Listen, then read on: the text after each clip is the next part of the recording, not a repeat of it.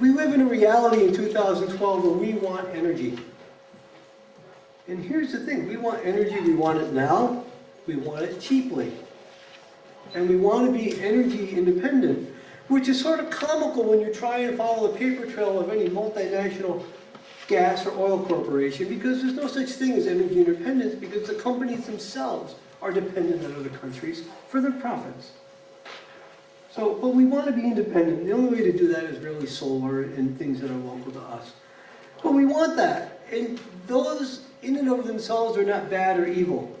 It's how we go about it that makes a difference. But for me, and I want to invite you to view it like this. We view our lives, if we view our lives as a seamless garment, where there's really no seam, there's no beginning or end. Like take your clothes, like I can find a seam in this sweater. I can tear this seam.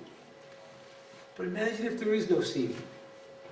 In a sense, there's no beginning or end. But if we view our lives as naturally beginning and naturally ending, it's a seamless garment. But as we look around the world today, there's plenty of seams in the seamless garment, aren't there? And those are our dirty little secrets. These seams in our seamless garment. So when Wednesday night, and I'm one of these pain in the neck people who at the last minute changes stuff. As I tried to talk about dirty little secrets, and not sounding like I'm following the Kardashians around, I emailed Ron, can I change the title? And he very graciously, well, just say no. I've heard no before, you know? We're still going to be friends. We're still part of the seamless garment, even if the word's no. You know? But if we view the world as a seamless garment, with no seams, there seems to be seams in our seamless garment. In fact, there are seams in our seamless garment. The fabric of our lives cannot be torn into pieces and separated. Yet we've lived a world and a culture where we do that. And we treat these like a commodity that can be bought and sold at our leisure. But we find ourselves living in the human condition in this culture and time where we separate our seamless garment and we tear it apart and we treat it like a commodity that can be bought and sold, stored and given away or collected with absolutely no thought of the consequences for the future or how this came from the past.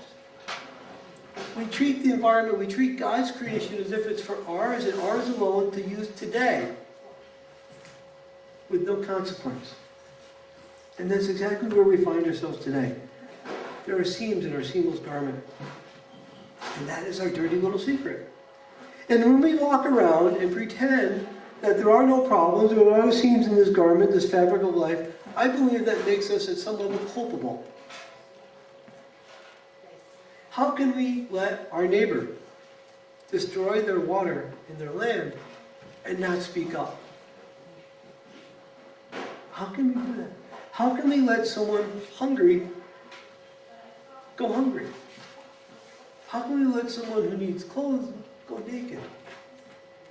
It just violates my sensibilities, my understanding of what we're supposed to do with the world. Yet when we blindly dump 700 or so chemicals into the ground with no forethought of the people who are our cousins, our relatives, our in-laws, our outlaws, our friends, our family, parts of the people of God, downstream, we don't give them a damn second thought. And let me tell you, I live downstream from this fracking in Ohio right now. I'm not happy. I want clean water. For many reasons.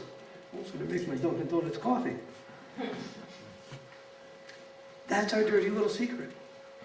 If we don't think about the people downstream, if the people upstream don't think about us, we're in trouble. There's a seam in our seamless garment, and we've got a dirty little secret that has to be addressed. But let me get deeply personal here. For 12 years I served as a pastor in rural Arkansas. Most of it, about 8 years of it, on the Oklahoma-Arkansas border. And I was pretty busy because I had 4 churches that were spread about 85 miles east to west. So I used to mostly drive. People thought I worked all the time, but mostly I drove. Well, most of the congregation, the people I was called to serve, are recent immigrants, mostly from Mexico, but Guatemala and El Salvador as well. So most of my energy, besides just covering the weddings, the funerals, the quinceañeras, the baptisms, the masses, was spent with immigration reform. This mythic idea of comprehensive immigration reform. Once again, It's another seam in our seamless garment. But I kept hearing about this wonderful technology, fracking. It was better than, white bread. It was better than Jesus Christ. Everyone was going to do it because there were no consequences to this. I lived in a very poor area of Arkansas, very rural, very poor. The best job in town was at a chicken plant, which paid top wage $9.75 an hour.